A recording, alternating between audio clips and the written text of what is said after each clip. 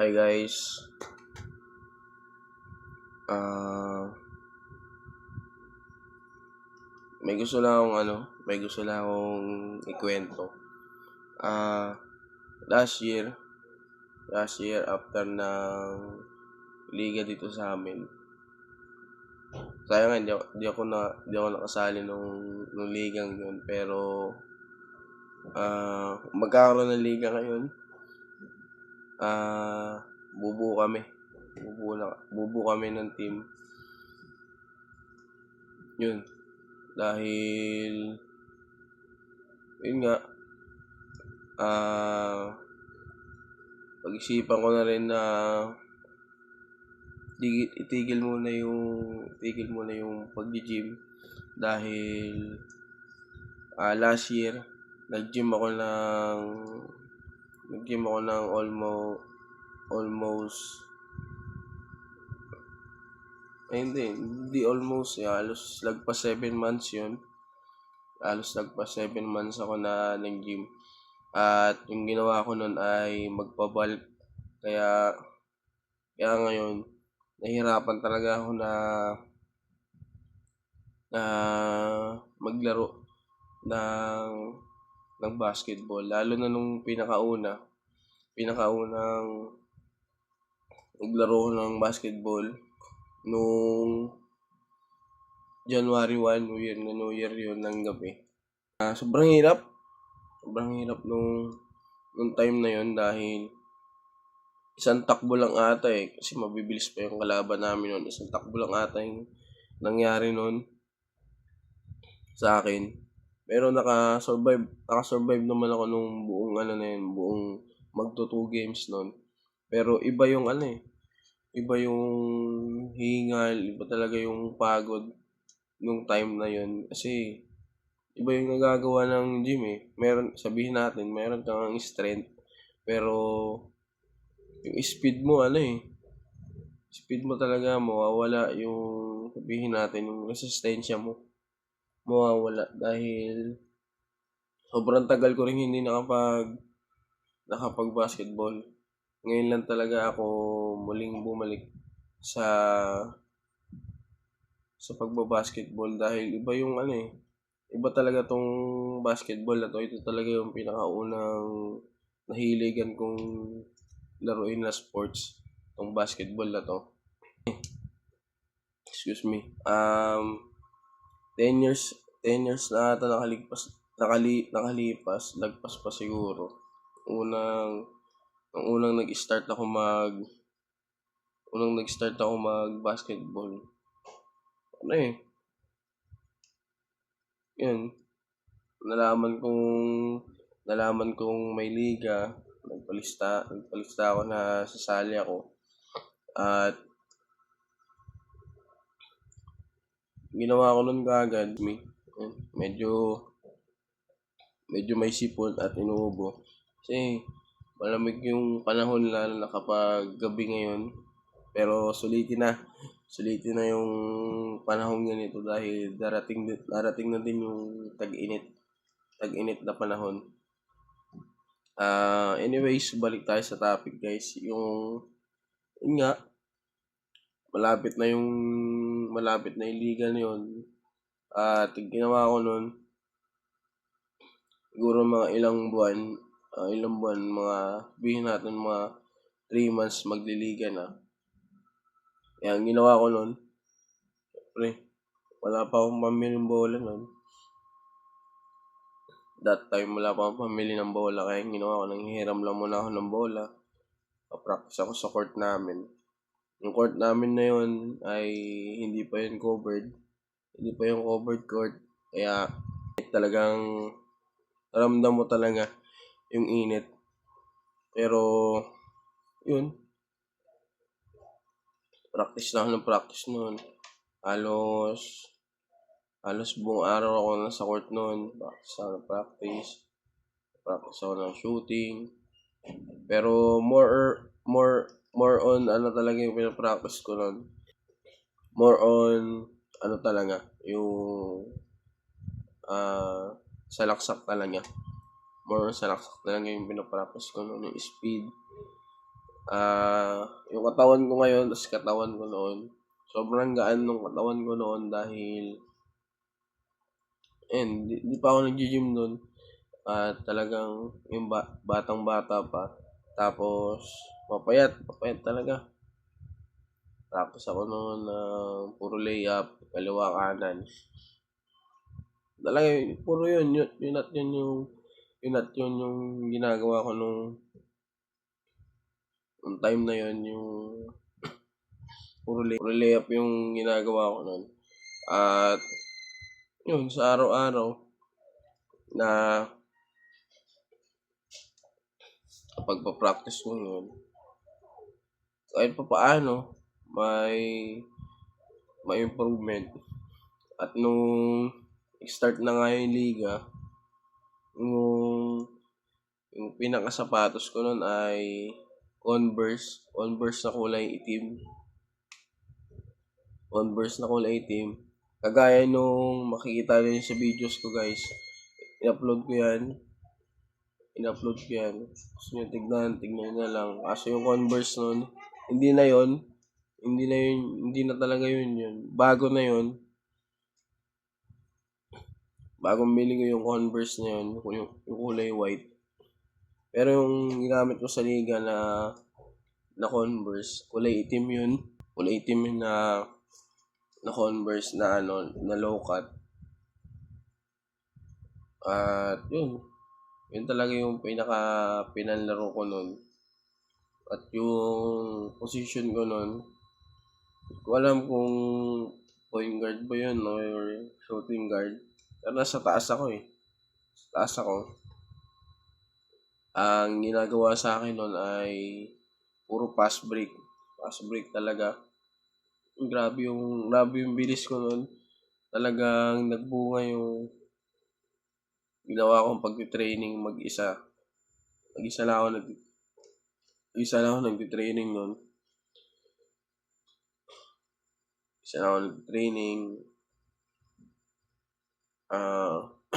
Wala pa akong masyadong dribble nun. Pure kanan lang yun.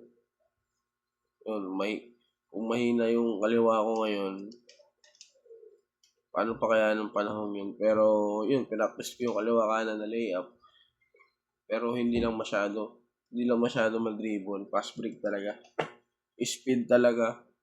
Yung sipag ko talaga sa bawat game. Kailangan natin talaga yung pinakasipag magko-contribute sa team para magkaroon tayo ng panalo. Though malalakas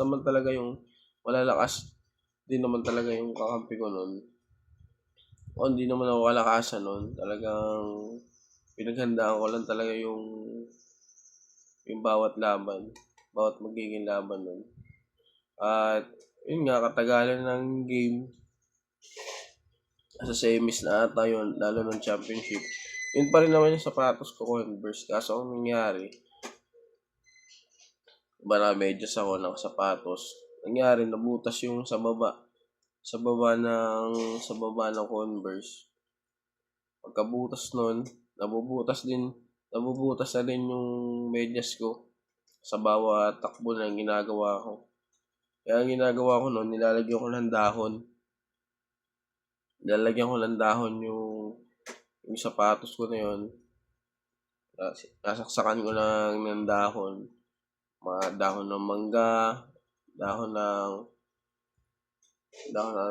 ng bayabas. Basta kung anong dahon na makita ko na medyo malapit sa court namin, nilalagyan ko. Dahil wala naman akong pambili ng sapatos nung time na yun. Wala naman akong pambili ng sapatos nung time na yun. Kaya yun talaga yung pinanlalaro ko nun. At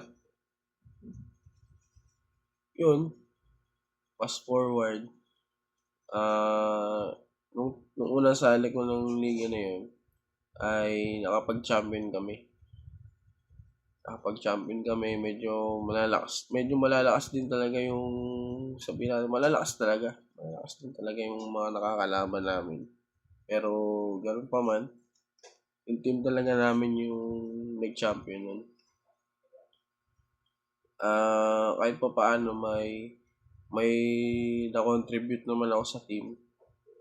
Dahil nga yun, napapass breakan ako, nakaka-score ako kahit pa paano. Kaya nung time na yun, yun din, unang laro ko ng basketball, unang naranasan ko rin mag mag-mythical 5 that time. Kaya yun, sobrang sobrang saya nung time na yun, lalo pat yung hindi covered yung court namin. Talagang open na open. Pwede rin siya sa dayo that time. Pwede rin manood yung mga dayo. Kaya sobrang daming tao pagdating sa court. Grabe yung pressure, pero ginawa ko lang noon, nag-focus lang ako noon. Tiwala ako sa mga kakampi ko, tiwala rin ako syempre pagdating sa sarili ko, dahil mahirap sa basketball na sports kapag wala ka talagang tiwala sa mga kampi mo, at ganoon na rin sa sarili mo, dahil yun, first time nakaranas ng Mythical 5. After noon, may nanlibre ng burger ata yun, pati pizza. Basta kumain kami noon. Ganda nung moments na yun, dahil isipin mo unang sali ko ng liga, tapos nakaranas siya agad ako ng championship, at nakapag Mythical 5 pa. Sabi yung saya nun, yung bawat pagpapractice ko talagang nagbunga that time. Yun, buti na lang pumasok talaga sa isip ko yung pagpapractice, at maiba naman yung ngayon. Ay naman na bumalik ako ulit sa basketball sa tagal na panahon. Sobrang tagal talaga ng panahon, dahil ito talaga yung bukod sa pag-gym, ito talaga yung pinaka-hilig ko, yung basketball. Talagang pinakahilig ko ngayon. Sabi ko lang sa laruan ko ngayon, hindi na ako sa taas. Naging center ako ngayon eh. Naging center dahil nag-gym kasi ako, di ba yun, kagaya na sabi ko kanina, nag-gym ako. Kaya nag-gym ako, at yung katawan ko ngayon ay bumigat yung katawan ko ngayon, kasi nagpabalik ako eh. Nagpabalik talaga. Mahirap talaga mag-adjust ngayon. Kaya ang ginagawa ko ngayon ay nag-less talaga ako ng rice, at hindi na muna ako nag-aalmusal. Puro tubig muna. Puro tubig muna yung ginagawa ko, dahil hirap talaga sa basketball, lalo na kapag sabihin natin na medyo medyo bulky yung katawan mo. Mahirap kumilos, mabilis mapagod. Kaya yun, buti kahit papaano ay nakakasabay ako sa mga kampi ko. At syempre lalo sa kalaban, dahil iba yung mga nakakalaban ko ngayon. Siguro kung dati makakasabay ako, pero ngayon pinipilit ko lang makasabay sa mga kalaban, dahil puro speed talaga. Grabe talaga yung bilis, at grabe talaga yung improvement ng bawat nakakalaban ko. Nagugulat pa rin ako hanggang sa ngayon. Grabe yung improvement, kasi nakapagtuloy-tuloy sila. Tapos ako matagal na panahon ako natigil. Though pagkatapos nung unang liga sinalihan ko, nakasali pa ako sa bawat mga liga. Pero tagal tagal ko rin tumigil eh. 10 years siguro kung 10 years siguro kung mahigit or 8 years ako na hindi nakakapag basketball talaga, hindi ko na masali ng limahan, hindi rin ako nag-shooting. Kaya ang ginagawa ko ngayon tuwing hapon dito sa lugar namin ay nagpo-practice ako. Practice ko yung pinakakaliwa ko dahil ito talaga yung pinaka weakness ko, yung kaliwa ko. Nahihirapan mag-handle ng bola. Paano yun kapag tinatao-tao na ako, binantayan talaga ako, yun, pinaka-practice ko yung dribble ko sa kaliwa, yung handle ko sa kaliwa, sa kanan, okay naman yung handle. Kailangan lang maging balance lang yung kaliwa, pati yung kanan. Tapos, isa pa sa ginagawa ko ay yung shooting form ko. Naayos ko na yung shooting form ko dahil malaki yung magiging advantage eh kapag meron kang shooting form. Though hindi naman ako shooting guard, point guard, kailangan pa rin eh. Kailangan pa rin. Paano kapag open ka, anong gagawin mo? Papasa mo pa. Yun, siyempre, titira na yun. Kailangan kahit pa paano makapag-contribute tayo outside. Hindi lang inside dahil, yun nga, yung naging position ko na ngayon ay naging center ako. Dahil, yun nga, sa pag-gym ko, medyo dagdagan ng timbang yung katawan ko. At medyo humulma talaga yung katawan ko, kaya naging center. Di mo na ako pwede sa pagdating sa taas. Tinry ko naman magtaas. Tinignan ko yung result ng pagpa-practice ko. Pagpa-practice ko ng bawat linggo. Practice talaga ako sa court. Tinignan ko kung may improvement yung pag-dribble ko. Ang naging kalabasan, kinakabahan talaga ako. Kinakabahan ako na mag-dribble lalo kapag binabantayan ako. Kinakabahan din akong tumira kaya ang kinalabasan sobrang dami ng assist ko.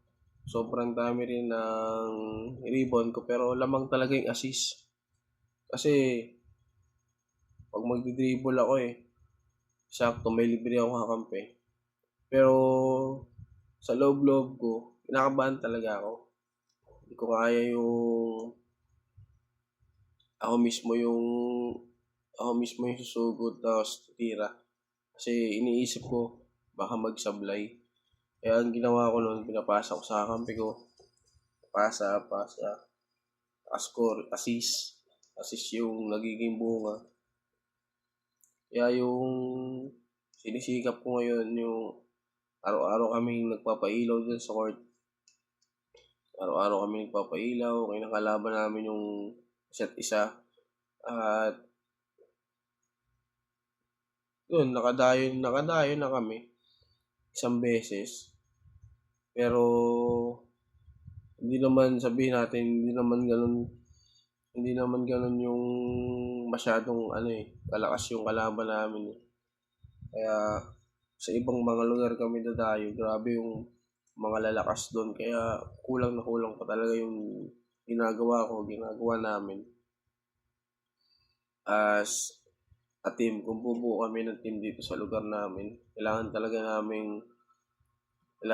namin makasabay, mahigitan yung mga kalaban namin. Dahil yun naman talaga yung goal dapat manalo. Magkaroon ng panalo, makasabay sa mga kalaban namin. Dahil yun, kaya talaga palagi kami naglilimahan yung maging matagal talaga kami sa game. Practice din talaga namin yung speed. Yung tanggal mo na yung puro tawanan. Kasi sayang yung pailaw kapag ano eh, ganun eh. Parang trip-trip lang yung laro. Kaya talagang sineseryoso bawat laro na ngayon. At yun, kahit papaano naman sa tingin ko ay may result naman. Madalas talaga ako mag 0 points, pero ang nangyari naman, double-double naman yung nangyari sa akin. Dahil medyo marami rebound, madami talaga yung assist. Kasi, yun nga kagaya ng sabi ko kanina, natatakot talaga akong tumira. Natatakot akong malaksak. At, yun. Yun talaga yung pinaka dapat din mabago. Yung libre-libre na ako, hindi ko pa tinitira. Pero pinipilit kong labanan yung ano eh, yung takot. Ibang-iba talaga yung ako dati, tas yung ako ngayon. Kasi yung ako dati, confident ako nung time na yun. Unang sali ko ng liga. Ewan ko ngayon kung ano nangyari. Dahilan siguro dahil matagal na akong napatigil sa paglalaro.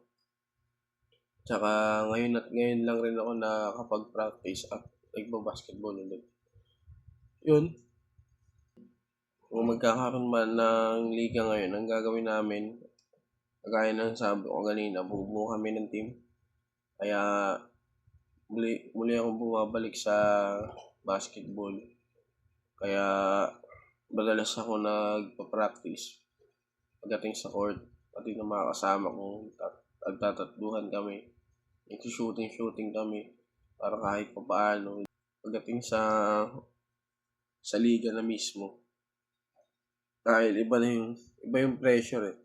Pero kagandahan naman doon may referee. Sana talaga maging maayos na yung tawagan kumpara yung nakaraang liga. Sana ngayon na magkakaroon ng liga ay maging maayos yung tawagan ng bawat referee, maging patas.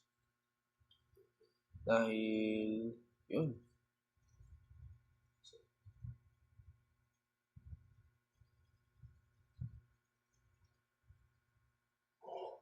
Salamat guys at ingat.